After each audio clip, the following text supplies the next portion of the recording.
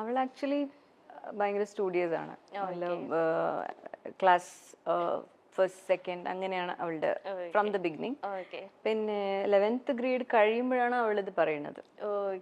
അതിനു മുമ്പ് bike racing ഒക്കെ ഇൻട്രസ്റ്റ് ഉണ്ടായിരുന്നു. എനിക്ക് അതിൽ അത്ര ഉണ്ടായിരുന്നില്ല.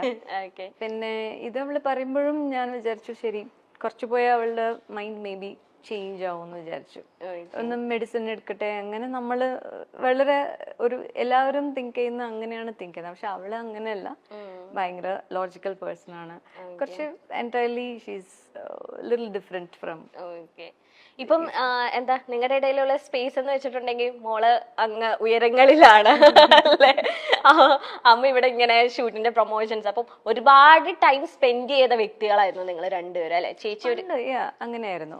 വൺസ് അവള് ഇതിന് തുടങ്ങുമ്പോഴേ കുറച്ച് ബ്രേക്സ് എല്ലാം ഞങ്ങൾക്ക് ഉണ്ട്, ഗ്യാപ്സ് എല്ലാം ഉണ്ടാവും. അവള് പിന്നെ അവളുടെ ഫ്ലൈയിങ് സ്കൂൾ ഫ്ലോറിഡയിലായിരുന്നു. അപ്പൊ ഒരു 1.5 കൊല്ലം ഇങ്ങനെ കുറച്ചായിട്ട് അവള്. അപ്പൊ ആദ്യത്തെ ഗ്യാപ്പ് വന്നപ്പോ തൊട്ട് എങ്ങനെയാണ് അത് ചേച്ചിയിലേക്ക് നല്ലോണം എഫക്ട് ചെയ്ത് കാണുമല്ലോ, നിങ്ങൾ രണ്ടുപേരിലേക്ക് എഫക്ട് ചെയ്ത് കാണും, എങ്ങനെയാണ് അതൊന്ന് മാനേജ് ചെയ്തെടുത്തത്?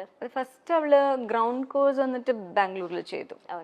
അപ്പം ഞാൻ എല്ലാം പാക്ക് ചെയ്ത് ഞാൻ അവിടെ പോയിട്ട് സെറ്റിൽ ആവാൻ വേണ്ടി പ്ലാൻ ചെയ്തതാണ്. Just 3 months course. ഞാൻ പറഞ്ഞു 3 months അവള് ഇല്ലാതെ എനിക്ക് ഇരിക്കാൻ പറ്റില്ല, അവൾ എവിടെ പോയാലും ഞാൻ പോവും, അവിടെ ഒരു കിച്ചൺ സെറ്റ് ചെയ്തിട്ട് ഞാൻ എവിടെയെങ്കിലും സ്റ്റേ ചെയ്യുമെന്ന് പറഞ്ഞിട്ടാണ് പോയത്.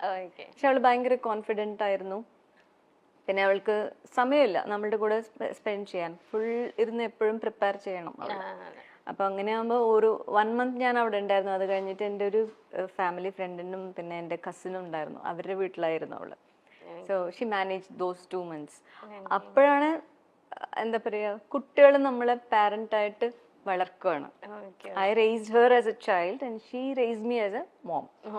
അപ്പൊ ആ 2 months അവൾ ഇല്ലാതെ ഞാൻ ചെന്നൈയിൽ ഉണ്ടായിരുന്നപ്പോ എന്നെ അവള് പ്രിപ്പയർ ചെയ്തു.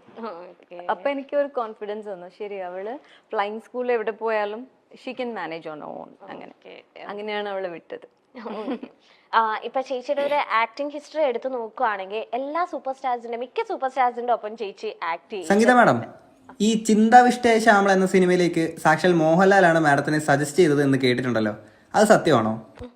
ഞാൻ ശ്രീനി സാറുടെ ഒരു ഇന്റർവ്യൂ കണ്ടു ലേറ്റസ്റ്റ് ആയിട്ട്. അപ്പൊ അതിലാണ് ഞാൻ അറിഞ്ഞത്. ആണോ? ചേച്ചിക്ക് അറിയില്ലായിരുന്നു. ഓക്കെ.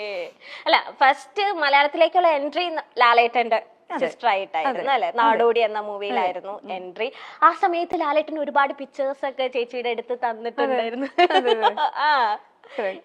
സെറ്റിലുള്ള പിക്ചേഴ്സ് ആണോ, സിംഗിൾ പിക്ചേഴ്സ് ആണോ? അല്ല, അത് ആക്ച്വലി ഷൂട്ടിംഗ് കൊടൈക്കനാലിലായിരുന്നു. അപ്പൊ വളരെ ബ്യൂട്ടിഫുൾ അറ്റ്മോസ്ഫിയർ ആണ്. അപ്പൊ മോഹിനി ചേച്ചിയാണ് അതില് ലീഡ്, ഫീമെയിൽ ലീഡ്.